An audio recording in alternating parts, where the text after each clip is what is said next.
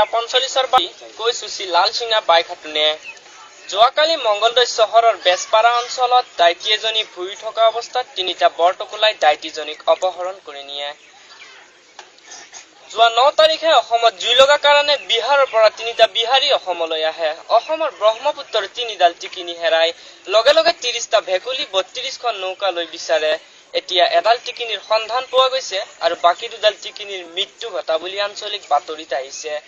দিল্লীৰ পৰা আহি থকা মামাৰে খোৱা প্লেন এখন ধৰা কাউৰী এটাই দেনা মাৰি মাটিত বগৰাই দিয়াৰ ফলত 52 গৰাকী পিপিৰাই প্লেনখন হেৰাও কৰে। ধৰা কাউৰীটো ফলতে গ্ৰেফতাৰ কৰা হৈছে। তেজপুৰৰ পৰা আহি থকা মামাৰে খোৱা ট্ৰেইন এখন ৰাস্তাৰ কিনাৰত সোমাই পৰি থকা চেংমাছ এটাই ট্ৰেইনখন ডিলিট হয় বুলি জানিব পৰা গৈছে। গভৰ্ণমেণ্টে দাবী জনাই কয় যে ট্ৰেইনখন উলিয়াই দিব লাগে, নহলে চেংমাছৰ কুকুৰৰ পোৱালিৰ দৰে ফাঁচি হ'ব বুলি এই কথা খুটিৰাম তালুকদাৰে নাৰিকলৰ গছত উঠি ভাষণ দিয়ে। যোৱা নিশা পাকঘৰৰ পৰা মাছ ভজা লৈ অহা মেকুৰী এটা শান্তিৰক্ষা বাহিনীৰ হাতত ধৰা পৰে। মেকুৰীটো বহুতো ৰান্ধনীৰ ভজা মাছ খাইছে বুলি সন্দেহ কৰে। মেকুৰীটো এতিয়া বৰ্তমান নলবাৰী থানাত জেৰা কৰা হৈছে। মুন্ধৰা পুখুৰীত শ্ৰী লেদৰাম মেধিয়ে 47 ঘণ্টা 47 মিনিট 47 ছেকেণ্ড পানীৰ তলত ডুবিয়াই বিশ্বৰ ৰেকৰ্ড স্থাপন কৰে। তেওঁৰ মৃতদেহ এতিয়া বৰ্তমান নৱগত শ্মশানত দাপন কৰা হৈছে।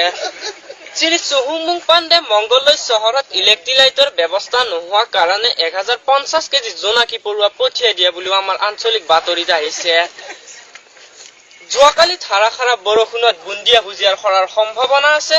পিছৰ দুদিনত আঙুৰ পিনে কেঁচা কলো সৰাৰ সম্ভাৱনা আছে। তেজবতী শৰ্মাই তেজৰ বস্তা পাৰি শুই থাকোতে জনজনে বাগৰি পৰাৰ বাতৰি আহিছে।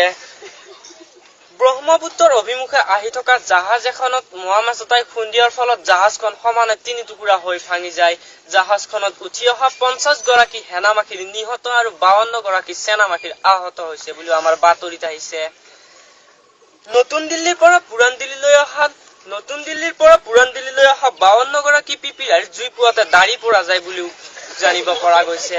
গভৰ্ণমেণ্টে দাবী জনাই কয় যে এই মাহত দাড়ি গজাৰ কোনো সম্ভাৱনা নাই, অহা মাহতহে দাড়ি গজাৰ সম্ভাৱনা আছে।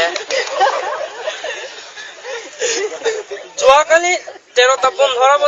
নিশা 13টা 15 বজাত দৰিকণা মাছ এটাই ভূটানৰ গেটত